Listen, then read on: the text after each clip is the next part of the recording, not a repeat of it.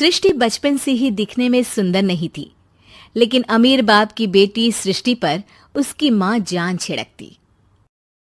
मेरी बेटी कितनी प्यारी है, भगवान सबको सृष्टि जैसी बेटी दे। सृष्टि धीरे धीरे बड़ी होती है।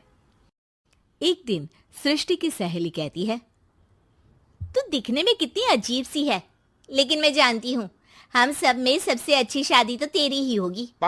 तेरे पापा अमीर जो है।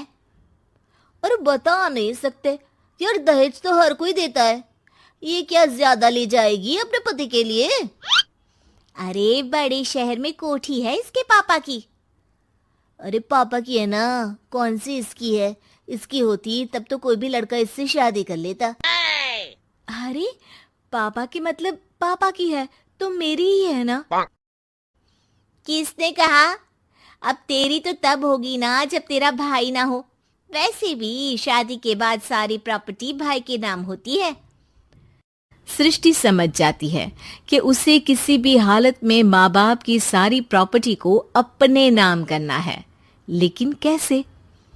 एक दिन सृष्टि का भाई शीनू कहता है, बहन क्या कर रही है? तुझसे एक बात करनी है। अरे हाँ करना, मैं तो तेरी बहन हूँ। बहन मेरी लाइफ में ना एक लड़की है, बहुत अच्छी है। मैं सोच रहा हूँ माँ और पापा से बात करूँ शादी के लिए। सृष्टि को समझ में आ जाता है कि भाई की शादी होते ही भाभी उसे एक दिन भी घर में बर्दाश्त नहीं करेगी। क्या बात है भाई, बताना कौन है वो? यार वो बहुत अच्छी लड़की है, पढ़ी लिखी है, मेरे साथ जॉब भी करती है। बस एक प्रॉब्लम है। प्रॉब्लम?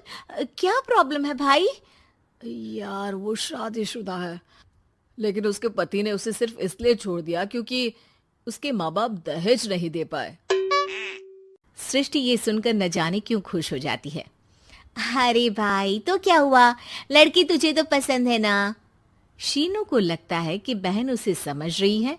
वो इस बात से अनजान होता है कि उसकी बहन की मंशा पूरा घर हड़पने की है। सृष्टि अपनी माँ से कहती है, मम्मी मुझे तो बहुत चिंता है।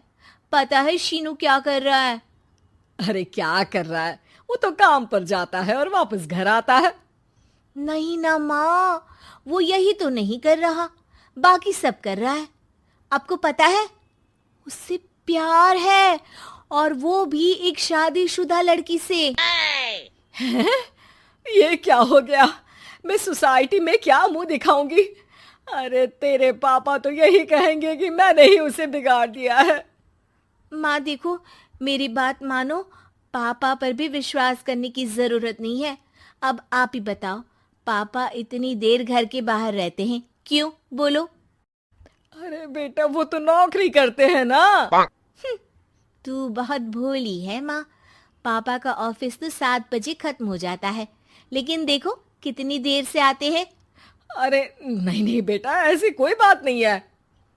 सृष्टि माँ को एक औरत से बात करते पिता की फोटो दिखाती है।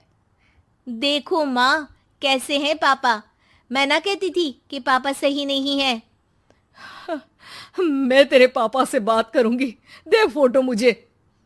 ओ माँ, वो तो डिलीट हो गई। लेकिन चल, तूने तो देख लिया ना। पापा से बाद में बात कर लेना, और हाँ मेरा नाम बिल्कुल मत लेना। हाँ माँ। अब क्या था, सृष्टि के माँ और पिता के बीच झगड़ा होना शुरू हो जाता है। सृष्टि के मन में क्या चल रहा था कोई नहीं जानता था। एक दिन, माँ सृष्टि के लिए एक लड़का देखा है, वो लोग शाम को उसे देखने आने वाले हैं। और हाँ माँ, एक खुशखबरी, मैं और पापा मिलकर एक नया बिजनेस ट्राई कर रहे हैं। शाम को लड़का आता है, सांवले रंग का। सृष्टि को तो बिल्कुल भी पसंद नहीं आता।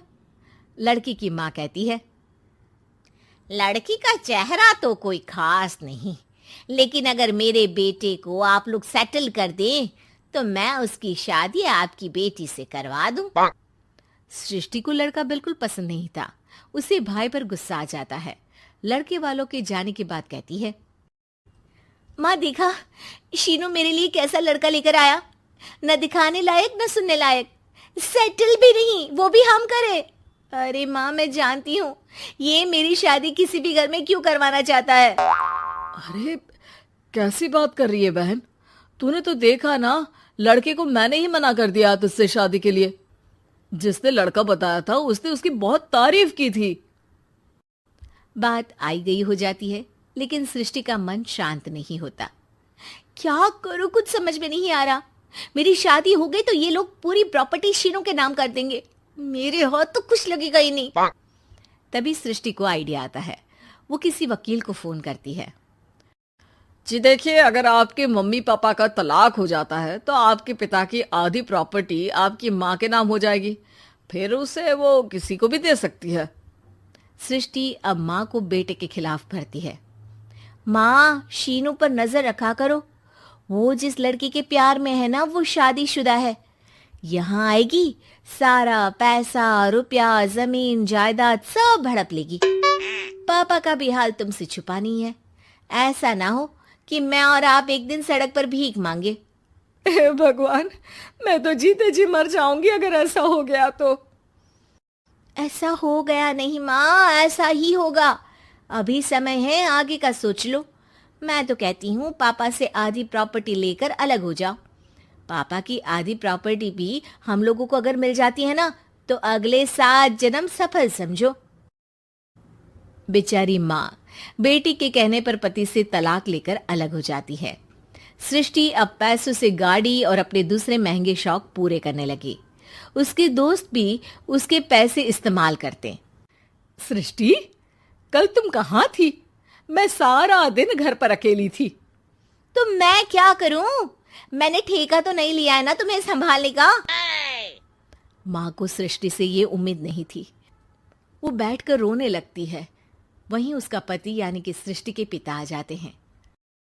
मैं जानता था कि तुम्हारा यही हाल होगा, तो आपने मुझे रोका क्यों नहीं? मैं रोकता तो तुम रुकती क्या? सृष्टि के कहने पर तुमने मुझ पर, अपने बेटे पर शक किया, लेकिन तुम ये भूल गई कि कैसे हम दोनों ने मिलकर जीवन में इतना सब खड़ा किया। माँ पति के गले लग जाती है। मुझे माफ कर दीजिए, मैंने आपकी कमाई का एक बड़ा हिस्सा गवा दिया। कोई बात नहीं, तुम साथ हो तो मैं ऐसी 7 प्रॉपर्टी खड़ी कर दूंगा। तभी वहां सृष्टि आ जाती है रोते हुए। माँ, मयंक ने मुझे छोड़ दिया। वो बोल रहा था जब तक मेरे पास पैसे थे तब तक ही वो मेरे साथ था। पापा, माँ, मुझे माफ कर दीजिए।